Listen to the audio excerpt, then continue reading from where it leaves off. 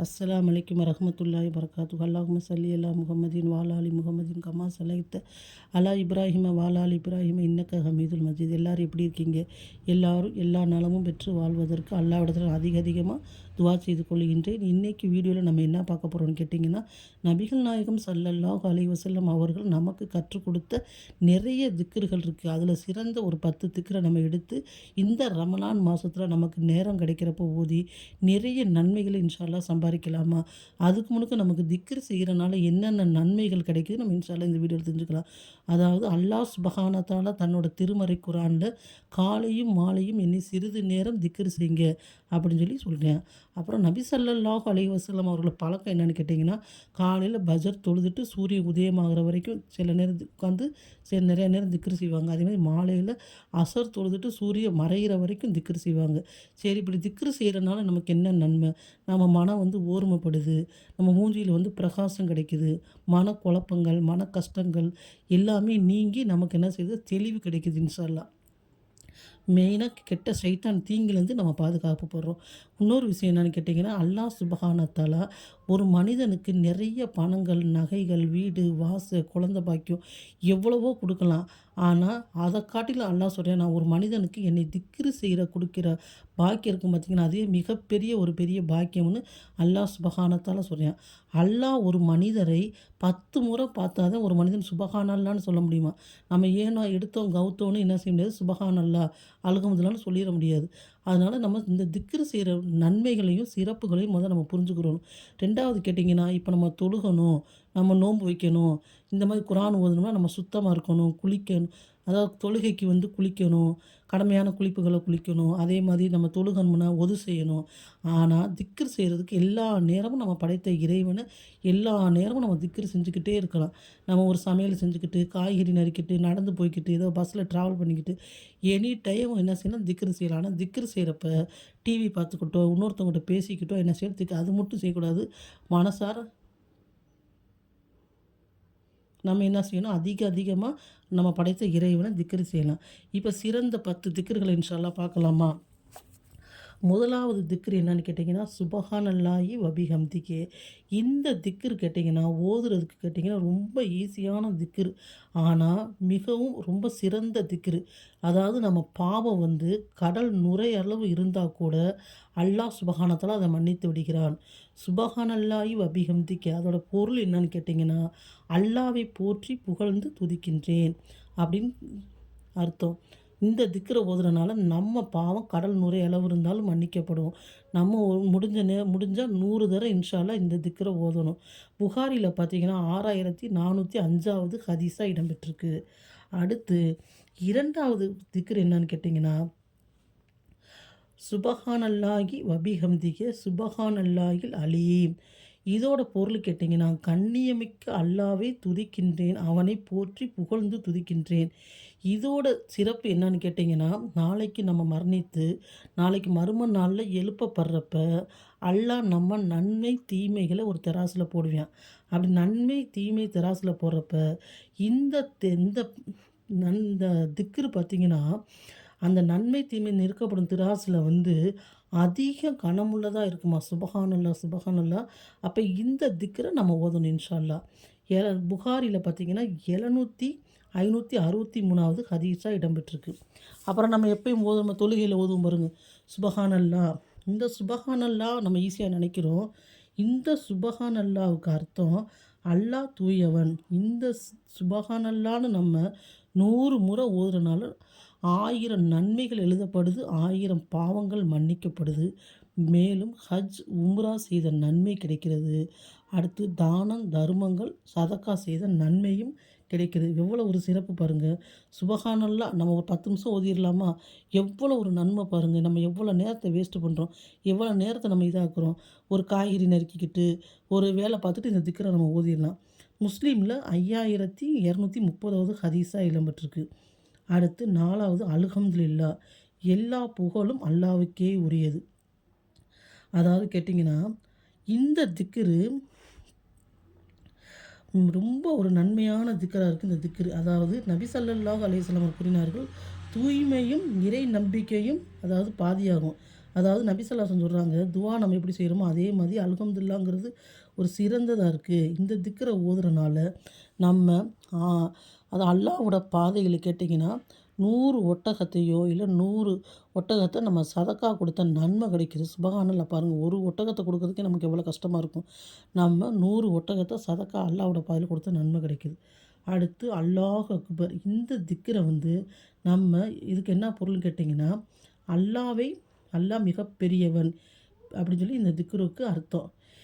இந்த திக்ரை நம்ம ஓதுனோம்னா வானத்துக்கும் பூமிக்கும் இடையில எவ்வளோ நன்மை இருக்கோ அவ்வளோ நன்மை கிடைக்கும். சுபஹானல்லாஹ். மேலும் ஒவ்வொரு வார்த்தைக்கும் நன்மை அதிகமாக செஞ்சால் நன்மையும் கிடைக்குமா. எவ்வளோ ஒரு சிறப்பாக இருக்குன்னு கேளுங்க. அடுத்து நம்ம பார்க்க போகிற திக்ர் என்னன்னு கேட்டிங்கன்னா, 6வதா சுபஹானல்லாஹி வபி வல்ஹம்துலில்லாஹ். அதாவது அல்லாஹ் தூயவன் என்று தூயவன், எல்லா புகழும் அவனுக்கே உரியது. இது சிறப்பு கேட்டிங்கன்னா, அதாவது மிகவும் ஒரு சிறப்பாக இருக்குது. இந்த திக்ரு ஓதுறனால அல்லாஹ்வுக்கு ஒவ்வொரு வார்த்தைக்கும் தர்மம் செஞ்ச நன்மை கிடைக்குது. இந்த திக்ரு 100 தடவை ஓதுறனால நமக்கு ஒவ்வொரு வார்த்தைக்கும் தர்மம் செய்த நன்மை கிடைக்குது. 7வது திக்ரு கேட்டிங்கன்னா, அல்லாஹு அக்பர் கபீரா வல்ஹம்துலில்லாஹி ஹசீரா வ சுபஹானல்லாஹி புக்ரத்தன் வ வசீலா. இதுக்கு அர்த்தம் கேட்டிங்கன்னா, அதாவது இதுக்கு இந்த சிறப்பு அந்த திக்ரை நம்ம ஓதுனோம்னா வானத்தில் உள்ள கதவுகள் திறக்கப்படுகின்றன, இறை அருள் கிடைக்கிறது. எவ்வளோ ஒரு சிறப்புன்னு பாருங்கள் இந்த திக்ரை ஓதுறனால. அடுத்து நம்ம 8வதாக பார்க்க போகிற திக்ரு அல்ஹம்துலில்லாஹி ஹம்தன் கசீரன் தையிபன் முபாரக்கன் ஃபீ. தூய்மையும் வளமும் வாய்ந்த அல்லாவை அதிகமாக புகழ்ந்து அல்லாவுக்கே சிறப்பு. இந்த திக்ரை நம்ம ஓதுறனால 12 வானவர்கள் என்ன செய்கிறாங்க, போட்டி போகிறாங்களா அல்லாஹ்விடத்தை கொண்டு போகிறதுக்கும் நன்மைகளை எழுதுறதுக்கும். இது பார்த்திங்கன்னா முஸ்லீமில் 1057வது ஹதீஸாக இடம்பெற்றிருக்கு. சுபஹானல்லாஹ். அதுக்கப்புறம் நம்ம 8வதாக பார்க்க போகிற திக்ர் என்னன்னு கேட்டிங்கன்னா,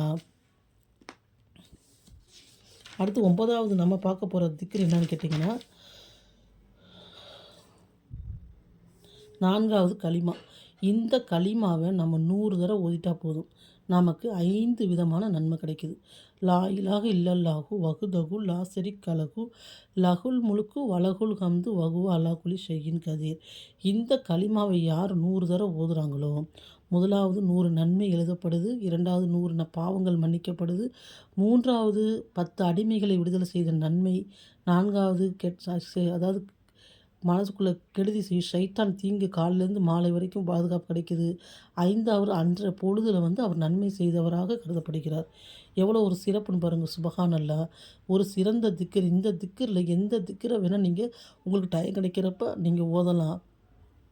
அடுத்து கேட்டிங்கன்னா 10வது சுபஹானல்லாஹி வபிஹம்திஹி அதத ஹல்கிகி வரிலா நப்சிகி வசீனத்த அரிசிகி வமிதா கலிமாத்தில்லாஹி. இந்த திக்ரை நபி ஸல்லல்லாஹு அலைஹி வஸல்லம் அவர்கள் மனைவியை ஜுபைரா ரலியல்லாஹு அன்ஹா அவர்கள் அறிவிக்கிறாங்க. எப்படின்னு கேட்டிங்கன்னா, ஒரு முறை நபி ஸல்லல்லாஹு அலைஹி வஸல்லம் அவர்கள் ஒவ்வொரு மனைவிமார் வீட்லேயும் ஒவ்வொரு நாள் தங்குறது வழக்கம். அன்னைக்கு அன்னை ஜுவைரியா ரலியல்லாஹு அன்ஹா அவர் வீட்டில் தங்கியிருக்காங்க. அப்போ நபி ஸல்லல்லாஹு அலைஹி வஸல்லம் அவர்கள் பஜர் தொழுகைக்காக வீட்டை விட்டு கிளம்புறாங்க. அப்போ அன்னை ஜுவைரியா ரலியல்லாஹு அன்ஹா முஸல்லால இருக்காங்க.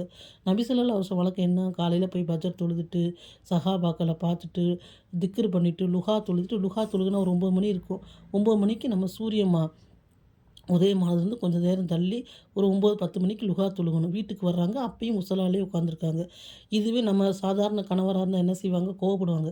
காலையிலேருந்து இதுலேயே நீ உட்காந்துருந்தா வீட்டு வேலை பார்க்கலையா வைக்கலையான்னு எவ்வளோ கடுமையாக பேசுவாங்க, கடுமையாக திட்டுவாங்க. நபி ஸல்லல்லாஹு அலைஹி வஸல்லமுக்கு அல்லாஹ் 11 மனைவிமாரை கொடுத்தான். 11 மனைவிமாரும் ஒவ்வொரு குணத்தில் இருந்தாங்க. அதுக்கு அனுசரித்து நபி ஸல்லல்லாஹு அலைஹி வஸல்லம் என்ன செஞ்சாங்க, வாழ்ந்தார்கள். கேட்டாங்க, நான் உங்களை விட்டு சென்றது நீங்கள் இந்த இடத்துல தான் இருக்கீங்களா? ஆமாம் யா ரசூலல்லாஹ்னு சொன்னேன். உங்களை நான் விட்டு செஞ்சுட்டு ஒரு கலிமாவை 3 தடவை ஓதுனேன். நீங்கள் இவ்வளோ தூரம் உட்காந்து செஞ்ச நன்மையே நான் அந்த ஒரு கலிமாவில் பெற்றுட்டேன்னு சொன்னால் யா ரசூலல்லாஹ் எனக்கு கற்றுக் கொடுங்கன்னு சொன்னாங்க. அப்போ தான் இந்த கலிமாவை கற்றுக் கொடுத்தாங்க. இந்த திக்ரை நம்ம 3 தடவை ஓதுனா போதும், நிறைய நன்மைகளை பெற்றுவிடலாம். இதோட அர்த்தம் என்னன்னு கேட்டிங்கன்னா, அல்லாஹ் தூயவன், அவனுடைய புகழை கொண்டும் அவனுடைய பாவங்களின் எண்ணிக்கையும் படைப்புகளின் எண்ணிக்கை அளவிற்கும் அவனுடைய பொருத்தத்தின் அளவில் அவனுடைய சரசின் எடை அளவுக்கும் அவனுடைய வார்த்தைகளின் எழுதப்பட்ட நன்மை அளவிற்கு அவனை நான் துதிக்கின்றேன். அப்படின்னு சொல்லி என்ன செய்கிறாங்க இந்த இதுக்கு பொருள். இன்ஷா அல்லாஹ் இன்னைக்கு நம்ம பார்த்து இந்த 10 திக்ருல நீங்கள் எல்லா திக்ரையும் ஒரே நேரம் உட்காந்து ஓதணும்னு அவசியம் இல்லை. நான் இந்த இப்போ போட்டு ஒரு திக்ரில் ஏதாவது ஒரு திக்ரை நீங்கள் டைம் கிடைக்கிறப்ப இல்லை தொழுது முடிச்சுட்டு நீங்கள் ஓதலாம். சுபஹானல்லாஹ், அல்ஹம்துலில்லாஹ், அல்லாஹ் அக்பர் நம்ம எல்லா நேரமும் ஓதுறது தான். நமக்கு தகுந்த மாதிரி சுபஹானல்லாஹ், அல்ஹம்துலில்லாஹ், அல்லாஹ் அக்பர் 10 10 புறம் ஓதலாம். இல்லை 33 தடவை ஓதலாம். இல்லை 100 தடவை ஓதலாம். ஒவ்வொன்றுக்கும் ஒவ்வொரு விதமான நன்மை இருக்குது.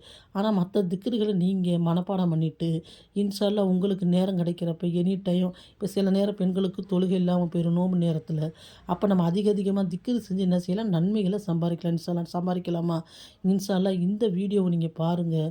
நீங்கள் பார்த்ததோடு இல்லாமல் மற்றவங்களுக்கு இதை ஷேர் பண்ணுங்கள். அப்படி ஷேர் பண்ணிங்கன்னா அதை பார்த்து அவங்க நன்மை செஞ்சாங்கன்னா அந்த நன்மை உங்களுக்கு என்ன செய்யும், உங்கள் கூடயே வந்துக்கிட்டு இருக்கு. இன்ஷா அல்லாஹ் நம்ம சேனலை சப்ஸ்கிரைப் பண்ணுங்கள்.